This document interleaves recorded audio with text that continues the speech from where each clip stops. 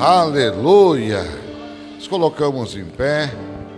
Vamos estar recebendo o pastor Alberio, estará ministrando e orando por nós, por nossas famílias.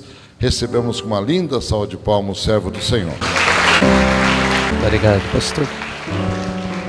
A paz do Senhor Jesus para a igreja. Glória a Deus. Obrigado, pastor Isaac, pastor Maico. Alegria ter o nosso pastor aqui. Achei que ele está em outra cidade hoje. Salmo 46. Glória a Jesus, Deus é bom, maravilhoso. Salmo 46, vamos ler até o verso 5. Deus é o nosso refúgio e fortaleza, socorro bem presente na angústia, pelo que não temeremos, ainda que a terra se mude, ainda que os montes se transportem para o meio dos mares, ainda que as águas rujam e se perturbem, ainda que os montes se abalem pela sua braveza. Há um rio cujas correntes alegram a cidade de Deus, o santuário das moradas do Altíssimo.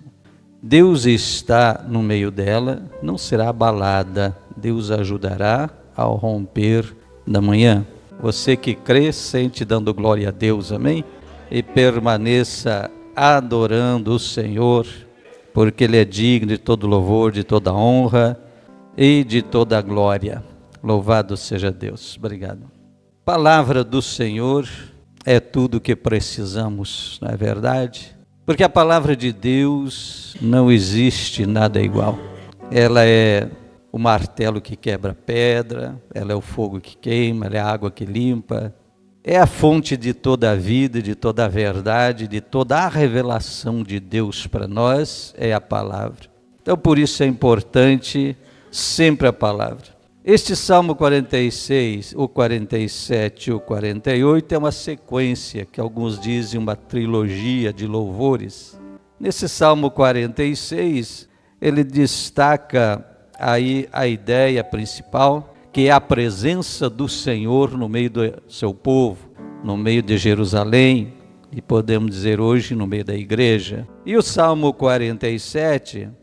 ele fala da soberania universal de Deus sobre a terra, todas as nações. E no Salmo de número 48, é a segurança do seu povo, a segurança de Sião, o resultado e prova da presença de Deus no meio do seu povo. Então, quando nós olhamos para esse Salmo 46, maravilhoso, extraordinário nas suas palavras e promessas, é importante destacarmos algumas coisas. Diz a história também que esse salmo foi a inspiração que Martinho Lutero teve para escrever a letra daquele famoso hino, o Castelo Forte, que fala estas verdades que acabamos de ler. Então ele escreveu isso. Há um fundo histórico muito interessante nesse Salmo 46, que é o seguinte: foi a libertação milagrosa de Deus que operou em favor de Jerusalém, quando o rei da Síria, Senaqueribe, cercou Jerusalém, lá pelo ano 711 a.C. Esse rei da Síria ameaçou Jerusalém com mensageiros e cartas, e alguns anos depois ele cumpriu o que prometeu, que foi um cerco em Jerusalém. Então, durante esse tempo de agonia sob ameaça, é que Ezequias, o rei da época em Jerusalém, construiu aquele aqueduto famoso que até hoje ainda tem ruínas lá, desde a fonte de Siloé, por baixo das muralhas, cavou na rocha aquele túnel que levava água para Jerusalém. Se você prestar atenção nisso, as cidades da época eram muradas, por questão de segurança para a época, né? Eram muradas, e uma das estratégias dos exércitos inimigos era fazer um cerco, não deixando ninguém entrar, ninguém sair.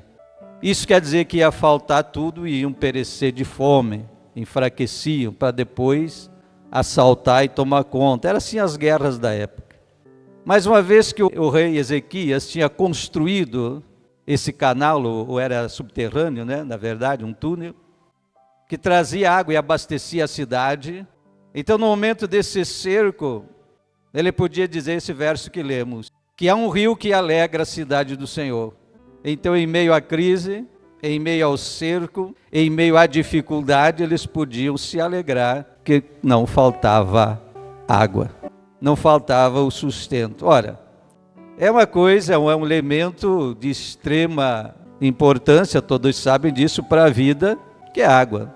Se falta água, acaba todas as demais coisas. A vida perece em pouco tempo, por falta de água, né? Então aí o Senhor operou um grande livramento. Diz que o Senhor enviou um anjo, isso está registrado lá nos capítulos 36 e 37 de Isaías, também capítulo 18 e 19 de 2 Reis, que o Senhor envia um anjo pela madrugada e mata 185 mil soldados do exército assírio, conforme Isaías havia profetizado para o rei Ezequias, que aquele exército e aquele rei inimigo não ia entrar na cidade. E assim Deus opera um grande livramento. Aí nós entendemos melhor o Salmo, que acabamos de ler, não lemos todo ele, mas é um salmo maravilhoso. Quando diz Deus é o nosso refúgio e a nossa fortaleza. Então ele estava protegido pelas promessas de Deus e Deus operou esse milagre. E o rio que ali havia, que sustentava a cidade, que eles podiam se alegrar e podiam louvar a Deus. Quando nós olhamos para as coisas naturais, nós podemos entender que elas são simbologias proféticas que apontam para o espiritual. Então, a gente olha assim, parece tão simples, um aqueduto, água, a cidade protegida ali, olhando dos exércitos humanos, terrenos. Mas tudo que está escrito, como disse Paulo aos Romanos, para nosso ensino está escrito. Então as escrituras antigas, elas têm essas lições simbólicas e proféticas que apontam para realidades espirituais na nossa vida ou na vida da igreja. Na nossa harpa cristã nós temos o hino de número 126, que na estrofe de número 4, ela diz: os mais belos hinos e poesias foram escritos em tribulação, e do céu as lindas melodias se ouviram na escuridão. Então às vezes a gente olha para uma palavra como este salmo e olha o lado maravilhoso, mas não olha o que foi que causou aquilo. É semelhante às profecias do profeta Abacuque. A gente fala do capítulo 3, verso 17, quando ele disse: ainda que a figueira não floresça, que não haja fruto na vide, a manada dos animais seja arrebatado, fruto da oliveira minta, tudo lá. E ele diz assim: me alegrarei no Deus da minha salvação. Aleluia. E a gente pega esse versículo e faz uma bandeira, e realmente é maravilhoso. Só que o processo anterior é muito doloroso, e essa parte a gente não gosta de olhar nem de falar. Então quando a gente olha para essa estrofe desse hino, a gente entende isso, que às vezes na prensa, na hora difícil, é que sai o melhor da nossa oração, do nosso louvor, da nossa adoração, das nossas experiências com Deus. Ela vem muitas vezes nas horas de maior dor. Então, vivendo o que estamos vivendo nesses dias, a gente também começa a ver essas coisas. Coisas gloriosas do Senhor começam a acontecer na vida de muita gente, e nós podemos glorificar a Deus. Então, são coisas extraordinárias. O profeta Abacuque, se você olhar, no primeiro capítulo ele começa reclamando. Acho que já falei aqui outro dia, né? Acho que recentemente, não estou bem lembrado. Aqui ou em outro lugar, a gente vai estar pregando aqui, pregando lá. Não sei se foi aqui ou foi em outro lugar que eu falei. Mas se você olhar o primeiro capítulo de Abacuque, ele começa reclamando. Reclamando o quê? Está dizendo: Senhor, até quando? Quer dizer, o Senhor não vai agir? A injustiça está aí, teu povo sofrendo, as nações inimigas oprimindo. Eu vejo a injustiça, eu vejo a corrupção, vejo tudo, Senhor, porque o Senhor permite eu ver isto e o Senhor se demora, não age, não faz, o que está acontecendo? Então ele começa reclamando com Deus. E isso muitas vezes é a nossa situação também. Diante da luta, do aperto, da dificuldade, das provações, muitas vezes a nossa tendência é começar a reclamar. Nem um pouquinho adiante, no capítulo 2, o profeta vai e diz assim: eu vou ficar na minha torre de vigia para ver o que o Senhor vai falar comigo. Ele precisava de respostas, ele precisava de uma palavra de Deus. Ele estava reclamando e lamentando e chorando pela situação, e ele precisava de resposta. E aí ele diz: então, eu vou ficar, Senhor, na tua presença, na torre de guarda, de vigia, esperando até que o Senhor fale comigo. E essa é a posição nossa e da igreja diante de todas as situações que a gente precisa tomar. Se estamos num momento complicado, difícil, que está fugindo do nosso entendimento, nossa capacidade de solução ou qualquer coisa, qual é a nossa posição? Ir para a presença de Deus e aguardar no Senhor. Aleluia! É o que o Asaf também fez no Salmo 73, que também de situação semelhante, ele reclamava, vendo a prosperidade do ímpio, a folga do ímpio, tudo, e ele diz, parece que em vão eu santifico, eu purifico as minhas mãos. Mas ele diz até que eu entrei na presença do Senhor e vi qual é o fim de todas as coisas. Então quando Deus fala com Abacuque e diz para ele que iria trazer livramento para Jerusalém ou para Israel, e que iria então vingar as nações que estavam maltratando e oprimindo Israel, que o Senhor ia vir com juízo sobre elas, ia libertar Israel, ainda que não fosse para os dias de Abacuque. Então é nessa questão que ele diz, então eu vou me alegrar. A vitória ainda não tinha chegado, Deus ainda não havia agido na situação, mas Deus prometeu para ele que ia fazer, então com esperança e fé na promessa, ele disse, então eu me alegrarei no Senhor, ainda que esteja faltando tudo, a manada acabou, foi arrebatada, faltou o mantimento da lavoura, da plantação, falhou tudo, porque era a base da economia na época, né? A agricultura e a pecuária, eram os animais e as plantações, falhou tudo. Então diz ele, mas eu vou continuar me alegrando no Deus da minha salvação. Por quê? Porque ele me deu uma promessa que vai trazer libertação, vitória, e vai operar justiça contra as nações inimigas, aleluia. Então são coisas que a gente entende quando lê isto. Então o Salmo aqui, quando lemos o verso 4, que ele disse esta palavra que reforçamos, há um rio cujas correntes alegram a cidade de Deus. O santuário da morada do Altíssimo era diante da situação essa de cerco do inimigo, dias de angústia, de aflição, mas ele estava vendo a provisão de Deus na vida e na nação. Então são nossos caminhos de vitória. Agora há uma simbologia maior e mais profunda diante desta situação ainda. Olhando para o lado espiritual, a gente pergunta, mas que rio é esse?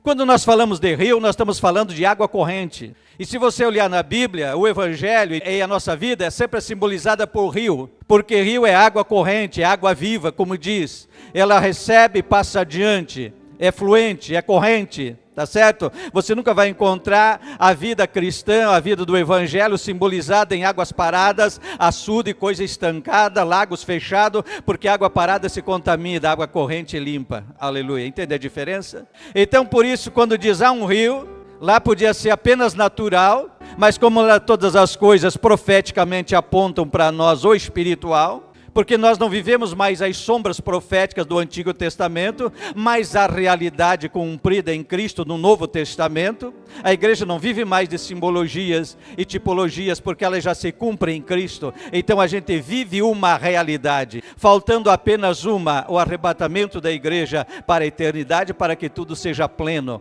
O resto, tudo nós já vivemos a realidade, não mais meramente simbologias. Então quando falamos disso, nós temos que entender o significado. Então são águas correntes, são rios da vida, é aquilo que traz vida. O rio, ele fertiliza terras, ele leva a vida onde a água vai, tá certo? Então isso aponta para o Evangelho. Então por isso que nós encontramos esses tipos proféticos. Olha, no jardim, desde que o Senhor criou lá o homem e desplantou um jardim, já fala assim que havia um rio que se dividia em 4 braços, se dividia em 4 que circundava todo o jardim, que era o Pison, o Gion e também o Tigre e o Eufrates. Alguns afirmam que um desses rios é aquele Ganges, lá da Índia, o outro seria o Nilo. O Eufrates e o Tigre estão lá na região do Iraque, ali, a Síria, a antiga Mesopotâmia, lugar da Babilônia. Mas diz que o Senhor ali pôs aqueles rios que circundavam o jardim, ali havia muita vida, porque havia os rios. Entende isso? Havia rios.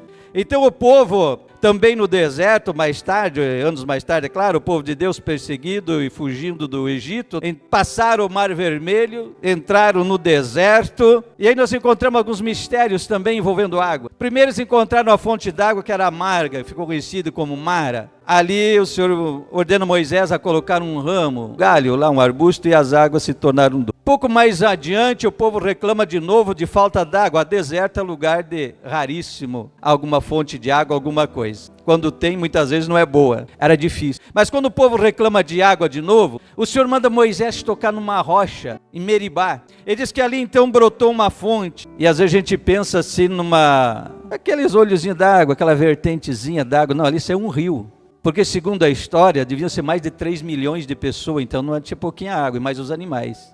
Então não era pouquinha água para alimentar, para sustentar toda essa gente. Diz que então ali saíram águas, e aconteceu isso por 2 vezes. Só que dali em diante você não encontra mais o povo reclamando por falta de água. Já prestou atenção nisso? Você não encontra mais. Por quê? Está revelado em 1 Coríntios capítulo 10, verso 4. Nessa palavra é muito interessante. Paulo disse assim, que o povo andou debaixo da mesma nuvem, passou o mar vermelho, então diz que foi batizado em Moisés, debaixo da nuvem e na passagem do mar. Mas diz assim, eles comeram também do pão espiritual, que era o maná, e beberam da água espiritual, que era a rocha de Meribá. Mas ali diz assim, aquela rocha os seguia. Você já prestou atenção nisso? 40 anos peregrinando pelo deserto, toda manhã tinha maná, tinha uma coluna de nuvem durante o dia, e à noite era uma coluna de fogo, que guardava, protegia, mas diz assim, a rocha de Meribá os seguia.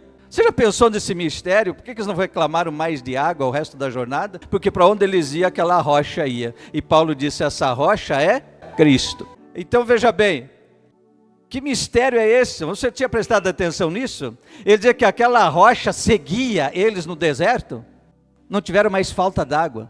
E Paulo diz, essa rocha é Cristo. Glória a Jesus, essa rocha está aqui. Essa fonte de água está aqui essa noite. Louvado seja o nome do Senhor. E está aqui porque ela é a fonte da vida. Então vê quando Paulo dá essas explicações, que coisa interessante. Então temos muita simbologia. Olha, lá em Gênesis tem a história também da Agar. Tinha sido despedida por Abraão, mandada embora, ela e o filho. E quando ela abandona o menino para morrer, e estava ali prestes a perecer, lá em Gênesis 21, 19, diz assim, Deus abriu os olhos da Agar e ela viu uma fonte. O que eu vejo aqui primeiro? Deus abriu os olhos dela. Então por que tem muita gente que está aí, não crê e não entende no Evangelho? Porque não tiveram os seus olhos abertos. E os olhos do pecador só podem ser abertos para esta verdade se nós evangelizar, se nós testemunhar e mostrar a palavra de Deus. Então diz, Deus abriu os olhos dela e ela viu a fonte. Aquele que é espiritual abre os olhos. Aquele que é espiritual enxerga. Aquele que é espiritual bebe da água verdadeira, aleluia, porque ele vê essa fonte. Então diz que o Senhor abriu os olhos dela e ela viu a fonte. Agora tem outra história interessante em Juízes capítulo 15, verso 19, que foi a história do Sansão. Depois que ele usou aquela queixada de jumento e matou 1000 filisteus lá, enfim. Depois de toda aquela batalha, ele para exausto, cansado, com sede, e daí ele diz, Senhor, o teu servo aí, depois de toda essa batalha, depois de tudo isso, agora vou eu perecer de sede aqui e cair na mão desses pecadores, desses incircuncisos, filisteu aí, Senhor. Depois de tudo isso, agora eu vou perecer. Aí diz que ele se vira e vê ali uma fonte. Ele chamou aquela fonte, fonte do que clama. Então há uma fonte, em todo momento, em toda hora. Essa é a lição do deserto, essa é a lição disso aqui. Então alguém no momento de desespero, Deus abriu os olhos. O outro momento de luta, clama e Deus responde, aleluia. O outro lamenta, lá o Senhor dá uma fonte no deserto, mas uma fonte que acompanhou eles por 40 anos. Que coisa interessante, porque toda manhã Deus mandava o maná. Eles mudavam de região, mas todo dia tinha maná, 40 anos, irmão. E todo dia tinha a fonte, a rocha que os acompanhava. E era muita água para aquela multidão. E o que isto fala? Há abundância no reino de Deus, não há falta, irmão. Não há falta no reino de Deus. O rio que Deus abriu, a fonte que Deus abriu, era capaz de sustentar toda aquela multidão. Então assim, no reino de Deus não há falha, irmão. Não há falha. Se alguma coisa está escassa, está complicada, está difícil na sua vida, faz que nem Abacuque, vai para a presença do Senhor, vai para a torre de vigia, vai para a oração, clama que nem o Sansão, amém? Abra os olhos que nem Agar, mas vai para a presença de Deus, que Ele tem resposta, porque no reino de Deus não há escassez, no reino de Deus não há miséria, no reino de Deus não há falta de nada. Não foi lido aqui o Salmo 23? Alguns dizem que a tradução mais apropriada do Salmo 23 não é essa: o Senhor é meu pastor e nada me faltará, mas seria mais ou menos assim: o Senhor é meu pastor e de nada sentirei falta. Ele é suficiente, Ele é tudo na nossa vida, aleluia. Aí combina com o que Abacuque disse: pode faltar tudo lá na roça, nos animais, acabar tudo, mas eu me alegrarei no Deus da minha salvação. Então Ele é meu pastor e de nada sentirei falta.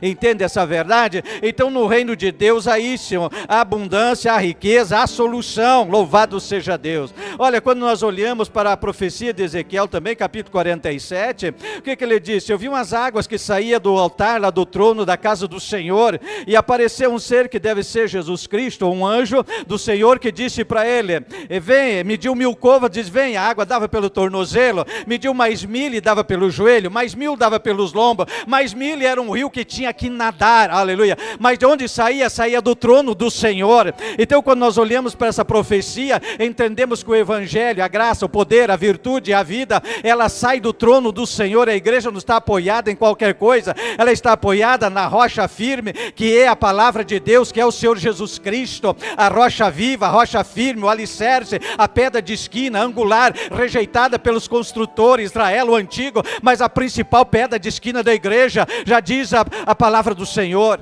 Então precisamos entender que a igreja está firmada não em meras palavras vazias de falsos profetas ou de coisas assim, mas na revelação do próprio Jesus Cristo, palavra viva de Deus, verbo vivo, que se fez carne, habitou entre nós e vimos a sua glória como a glória do unigênito do Pai, e todos quantos creram e receberam deles o poder de serem feitos filho de Deus. E disse para a mulher samaritana em João capítulo 4, aquele que beber da água que eu lhe der, se fará nele uma fonte que jorra para a vida eterna. E ela disse: então me dá dessa água, Senhor. Aleluia, porque ela estava com sede. Será que ainda temos gente com sede? Você pode dizer: o que é isso, pastor? Tem tanta água ali fora. Isso ali não basta de um símbolo profético para esta mensagem de hoje. Tem água em abundância, tem água sobrando. Talvez você seja farto daquela água ali, mas sua alma está sedenta da água de cima, da água do céu, da fonte da vida, aleluia. Mas lá, a boa notícia é que lá é mais abundante. Aquela ali acaba, lá de cima não acaba nunca, aleluia. Não acaba nunca. Daqui uns dias não vai ter mais nenhuma garrafa ali, mas lá do céu não vai faltar, na minha vida nem na sua vida, porque Jesus disse: quem beber dessa água se fará uma fonte, aleluia, que jorra para a vida eterna, louvado seja Deus. Em Apocalipse, Jesus disse lá no capítulo 21, verso 6, eu sou o alfa e o ômega, o princípio e o fim, e quem quer que tiver sede, venha e de graça lhe darei da água da vida. Quem tiver sede, de graça lhe darei. É outra coisa. Um dia Jesus também chamou seus discípulos e mandou ir pelas vilas, pelas casas, pregue, anuncie, e disse assim: de graça recebeste, de graça dai. Mas hoje nós vivemos um evangelho mal pregado, que tem muita gente achando que tem que comprar, que trazer uma oferta, trazer um dízimo, trazer uma coisa, está comprando a bênção, está comprando. Não, o evangelho, a salvação é de graça. Não tem como você botar um preço, não tem como você medir o preço da salvação, da graça de Deus. Isso não tem. Ainda que você desse o mundo inteiro, é impossível. Olha, o diabo ofereceu para Jesus, disse: eu te dou todos os reinos da terra se você me adorar. E Jesus rejeitou, expulsou Satanás. Por quê? Porque não tem valor nesta terra que compre aquilo que é eterno. Não existe, aleluia, não existe. Então quando olhamos para isso, aleluia, o reino de Deus é reino de provisão, é reino de abundância, é reino de graça, que não tem limite. Olha, o profeta Ezequiel no capítulo 47, como falei, chegou ao ponto que o homem de Deus disse: a água era profunda, tinha que nadar, era impossível andar a pé, caminhar, passar a pé, tinha que nadar. aleluia, porque ela ia crescendo, crescendo, crescendo, mas diz assim, para onde aquela água ia entrando, ela ia levando cura, e diz que ela se dividiu em dois braços, um em direção ao mar Mediterrâneo, outro em direção ao mar Morto, e diz que onde ela foi entrando, ela foi curando, e havia muito fruto às margens do rio, e havia abundância de peixes, aleluia, porque que eu falei de começo, água é vida, água ela fertiliza, água ela produz vida, sem água a vida acaba, e por isso que é um dos símbolos ricos da palavra de Deus, é água, aleluia, porque ela leva a vida, ela leva a vida. Então beba desta água, tira a poeira da sua Bíblia, leia ela todo dia, estude ela, tenha prazer em estudar a palavra, tenha prazer em vir num culto de ensino da palavra, porque a água que você estará se alimentando, bebendo dessa água, que pode produzir vida, e vida em abundância, como disse Jesus, eu vim para dar vida e vida em abundância. Então entenda isso, Deus não quer jamais, Deus quer a minha ou a sua vida, vivendo de lamúria, de queixa, raso espiritualmente, ali sem fé. Olha, se a Bíblia diz que a fé vem pela palavra do Senhor, então leia a palavra, estude a palavra, ouça a palavra, pratique a palavra, viva a palavra, e você vai ter uma fé firme e forte, que opera milagres, que opera coisas extraordinárias. Entende por que o inimigo tem procurado e se esforçado para banir a palavra de Deus dos púlpitos? Os eventos da maioria hoje é 2 horas de cantoria e 10, 15 minutos para a palavra. Culto de ensino, ninguém aparece mais, quando aparece 10 minutos, e estão bocejando, olhando no celular para ir embora. Nas redes sociais se passa 4, 5, 10 horas, mas para ouvir uma palavra de Deus de meia hora, 40 minutos, 1 hora, então nem se fala, porque os coaches de hoje dizem que é 18 minutos, se passar disso é perda de tempo. É coisa de Satanás, o inimigo é que o único que quer banir a palavra do púlpito, banir a palavra do altar, banir a palavra dos cultos, porque sem palavra a igreja é fraca, sem palavra é a água que falta, enfraquece.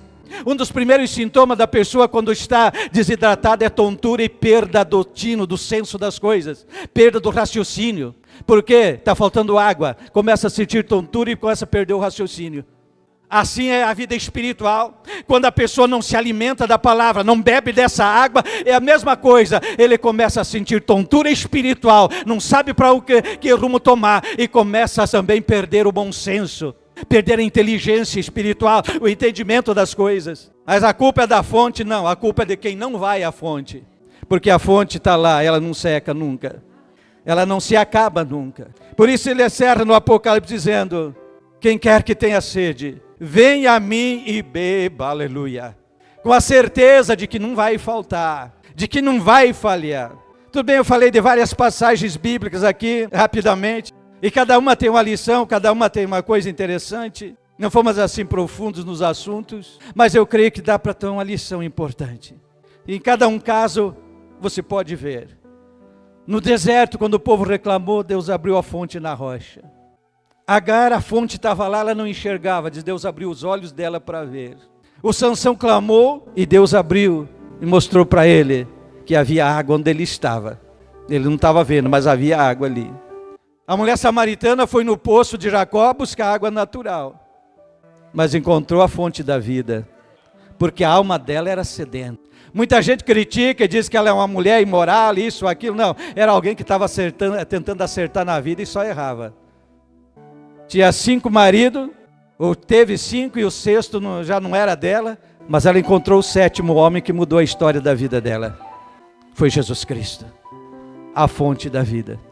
Acertou a vida dela, se tornou uma missionária, cumpriu o que Jesus disse, vai brotar em você uma fonte que jorra. Como é que está na sua vida essa fonte? Você tem ido à fonte certa? Ela está jorrando na sua vida? Ou você tem ido nas fontes erradas? Ou tem se esquecido de ir? O convite de Jesus é, venha a mim e beba. Outro momento ele estava numa grande festa de Israel, e diz que no último dia da festa, pensa bem, você ganhou uma semana de festa, as pessoas já comeram e beberam muito, uma semana, que era a festa de Israel. E daí diz que no último dia, Jesus levanta e diz, se alguém tem sede, que lição nós tiramos daqui? Que as festas dessa vida, desse mundo, de tanta coisa, agora esse último mês nem dá para falar em festa mais, né? É de dor. Elas não satisfazem a alma. E é possível que alguém, depois de tanta coisa, ainda esteja sentindo a alma vazia, a alma no deserto. E até mesmo aqueles que têm a igreja apenas como um lugar de encontros, apenas como uma reunião social, apenas um lugar que vai buscar uma profecia sobre melhorar a vida financeira, os negócios, isso, aquilo. Pode às vezes até estar bem na vida material, mas a alma está seca e vazia. Se o financeiro fosse tudo, não tinha muito rico metendo uma bala na cabeça, rico de dinheiro, mas pobre do resto. E entenda que a bênção de Deus, diz um Provérbios 10, 22, se não me engano, a bênção do Senhor prospera e ela não traz dores. Por quê? Porque ela vem da fonte certa, quando nós vamos na fonte verdadeira. Quando nossa alma se rende a Cristo, se rende à sua palavra, quando nós vamos com fome e sede, aleluia. Uma das coisas muito claras também, o profeta Isaías.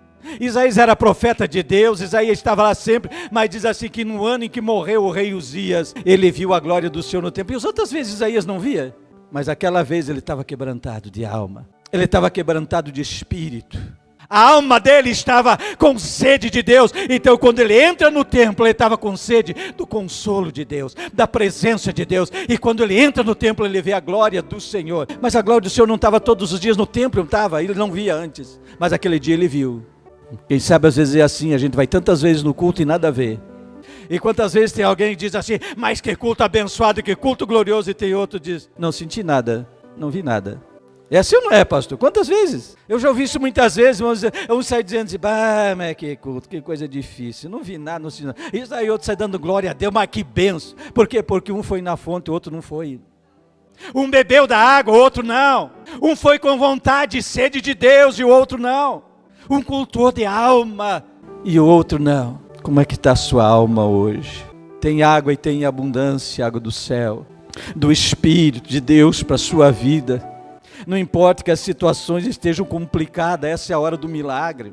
Está difícil dentro de casa, essa é a hora da provisão de Deus. Está complicado lá no trabalho, essa é a hora do milagre. Basta você ir à fonte, fazer que nem o profeta. Eu vou para a presença de Deus, para a minha torre de vigia. Eu vou ali, aleluia. Deus vai trazer soluções, Deus vai trazer resposta em si. Ele é o Deus que não existe nada impossível para Ele. Se Ele fez sair um rio de uma rocha para alimentar e sustentar aquela multidão por 40 anos, o que Ele não pode fazer por você hoje? Alguma coisa que Ele não possa fazer? Eu creio num Deus de milagres, sim. Eu creio num Deus que faz o impossível, já fez muitas coisas que para mim era impossível, mas Ele fez na minha vida por mim. E eu creio que hoje Ele quer fazer algo que para ti parece impossível, mas Ele quer fazer. E Ele pode fazer. Ele é a fonte dessa abundância. Aleluia. Eu nem preciso saber qual é o seu desafio de fé, qual é a sua angústia desta noite. Eu não preciso saber, basta que Ele sabe, aleluia. E basta que você entregue e creia nele, aleluia. Que essa fonte é mais que suficiente para a sua vida. É mais que suficiente. Você crê nisso? Fica em pé para nós orar. A quem quer que tiver sede, de graça lhe darei da fonte da água da vida. A boa notícia é que ela é de graça. A boa notícia também é que Jesus não se preocupa com o seu passado. Ele não se preocupa mais, sabe por quê? Porque na cruz Ele pagou tudo para você. Você perdeu, dá um glória a Deus. Tire esse fardo da sua cabeça, sua consciência. Tire esse fardo, porque Jesus já levou lá na cruz. Jesus já levou lá na cruz. Você não tem mais que estar carregado de medo, preocupações, sentimento de culpa, medo da condenação, medo disso, medo do inferno, medo lá, medo do diabo. Você não tem que ter medo de mais nada, porque Jesus já levou tudo lá na cruz. Tudo, toda a sua sentença contra o pecado, Jesus pagou lá. Você está livre, aleluia. Basta você crer nessa verdade. Esse é o passo quando aquela mulher da beira do poço de Jacó, a samaritana, entendeu e creu nisso e disse para Jesus: nós estamos esperando o profeta prometido. Quando ele vier, ele vai nos revelar. E Jesus disse: sou eu, aleluia. E ela creu, e quando ela creu, a história dela mudou, aleluia. E esta é a verdade. Você não tem mais que andar sobrecarregado de nada, medo, culpa, pecado, essas coisas, nada, porque Jesus já levou tudo. É só você crer. Essa é a fonte da água que você precisa beber, aleluia, e sair daqui renovado esta noite. Quem chegou aqui com sede hoje? Vem aqui à frente para nós orar. Chega à frente para nós orar. Eu sei que milagres vão acontecer. Eu sinto a unção de Deus, que milagres vão acontecer na vida de algumas pessoas aqui esta noite. Pode ser você, aleluia. Não sei se é saúde, eu não sei se é situação financeira, alguma coisa a ser restaurado, restituído, algum problema familiar, eu não sei, mas só sei que Deus tem milagre para a sua vida aqui, aleluia. Isso, com a sua família. Chega com a sua família. Gosto de você diz assim: eu estou sozinho, você representa a sua família, vem aqui à frente. Às vezes vamos ocultar a família, vamos orar pelas famílias venham reunidas, venham junto para frente. Às vezes tem alguém que está sozinho, mas você está sozinho, você representa a sua família. Vem para cá também, vem receber a oração da bênção, a oração da vitória, aleluia. A Bíblia diz que muito pode a oração da igreja, a oração do justo. E nós somos, todos nós, igreja do Senhor, lavado, remido pelo sangue, justificado pela obra de Cristo. Esse é o justo que a Bíblia fala. Todos nós somos justificados pela obra de Cristo na cruz. E então diz assim, que a oração do justo pode muito em seus efeitos. Cadê o povo justo remido por Cristo? Aqui é disso que a Bíblia está dizendo. A tua oração pode muito, aleluia. Então você creia que a oração feita neste altar e a palavra que ministrada pode gerar, produzir um milagre que você está precisando hoje, aleluia. Quem sabe o Senhor vai quebrar cadeias de algum vício, te libertando. O Senhor vai te libertar de algum sentimento de culpa, de algum pecado, de alguma coisa. Deus vai restaurar, aleluia, a saúde. O Senhor vai restaurar a saúde, repreender a enfermidade. Creia nisso, porque isso é o que essa fonte de água que jorra aqui pode fazer e já está fazendo. Vai adorando aí, porque é na adoração que a coisa acontece. Rende a sua alma, entrega-se a Cristo, confia nele, chega com sede, chega com vontade na presença de Deus e você vai ver a história mudar, aleluia. Pai eterno, Deus forte, nosso Senhor, nosso refúgio e fortaleza, chegamos à sua presença em oração neste momento, Pai, para orar pela tua igreja, pelos teus filhos aqui diante do teu altar, para que a tua mão de provisão e a tua mão de milagres, Senhor Jesus, venha tocar nesta hora em cada vida aqui, meu Pai, na mãe, nos filhos, aleluia. Que todo o cerco do inimigo seja quebrado, que todo o cerco do inimigo seja destruído agora, que toda a cadeia do mal seja colocada por terra agora, todas as prisões da mente sejam desfeitas e seja liberta agora em nome do Senhor Jesus Cristo. Veio fluir da tua graça, Pai, da tua unção e da tua misericórdia sobre a tua igreja. A alma que aqui chegou sedenta, que seja saciada agora, no transbordar deste rio, desta água da vida, na coração, na alma de cada um, Senhor. Alegra, Pai, como disse nesta palavra, há um rio cujas correntes alegram a cidade de Deus. Que esta alegria que não há o que possa descrever, Pai, venha encher o coração da tua igreja.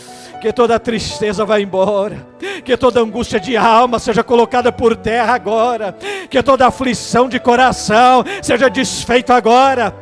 Todo espírito de depressão, enfermidade, depressão, seja repreendida agora, em nome de Jesus. Vem alegria de alma, muda, Senhor, colocando vestes de louvor, conforme o Senhor profetizou, através de Isaías. Muda, Senhor, da vestes de louvor, cânticos de alegria e de vitória no coração dos teus, nos lábios da tua igreja, para a glória do teu nome, Senhor. Que venha tempo de regozijo, tempo de louvor, tempo de se alegrar na promessa, na tua presença, na certeza da vitória. É o nosso clamor, Senhor, e em nome de Jesus ministramos a vitória para a tua igreja, para cada um dos teus filhos. Toca na saúde e restaura, toca na família e restaura, toca naquele filho, aquela filha distante e traz de volta para a tua casa. Deus de milagre, nós confiamos no Senhor, aleluia. Vai louvando, entre em louvor, entre em adoração e confia no milagre, na provisão de Deus. Abrace a sua família, declare o seu amor, faça uma oração de fé, profetize uma vitória, seja profeta de Deus. onde a base é o amor. Aleluia. Sempre quero estar. Lá em casa posso ser quem realmente sou. Diferenças até poderão acontecer. Aleluia. Mas quando a mágoa tem razão, prevalece o perdão. Para sempre assim será. A minha família, debaixo da graça, guardada nas asas de quem a criou. Bem-aventurado eu sou por ter meu lar na presença do